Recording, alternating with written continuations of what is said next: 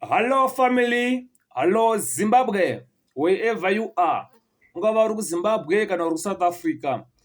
Ndinoda kukuchenjedzai nembavha dzinenge dzemumasocial media.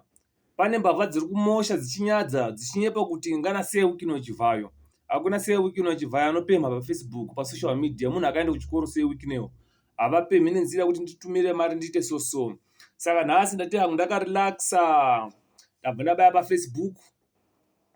Ndinao ndakarelaxa ndichobva ndabaya paFacebook pangu, ndapinda muFacebook mangu, vanike pane pakanzi chivhayo weeknail friend request iyo, kubva ndati ndidzo mbavha dziya idzedzo, kubva ndati accept, kubva ndaona kuti hatorina nemafollowers imbavha iyi, ndobva ndaplana kurekodha ipapo. Ndini uyu ndatomhanya kumessengers fast sechikomana chabata mbavha, kubva ndamhurisa ndakakula idzo dzingati aiwa ndamuwanikidza mufana uyu aiwa tataura nguva refu. Ndikabva tasipanana mafoni namba manje ndakuenda kuWhatsApp manje ikokoko, ndamhanya paWhatsApp yangu icho sembavha inozviita yakangwara kapix papapo, zikanzi tinotumira vanhu mari izvezvi apa, I think uri kutoona mafotos iwawawo.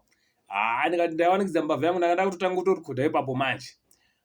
Kubva asenda foto kanzi verification iro, watopinda machena mukomana, tumira mari mukomana ubva waona kadhi iro, wanzi ukaona kana zvikati 1000. Ndakati 1000 zvikanzi hausi kunditema ndini sewikino, rega ndikuchaye video call. Manje apo manje iyo interview yasewikino iyo. Handisi tinogara tiri pasocial media sometimes zoti ngonotuma data ndopa ndazoziva kuti aiwa ndabata mbavha yangu, ubva hangu ndatoseka. So please be careful wherever you are. PaFacebook pane mbavha dzinoba dzichinyepa kuti ngana sewikino chivhayo. Please be careful. Thank you so much Zimbabwe for sharing these videos. Ngachifambe tichenjedzane, tisabirwa mari pasocial media. Thank you family.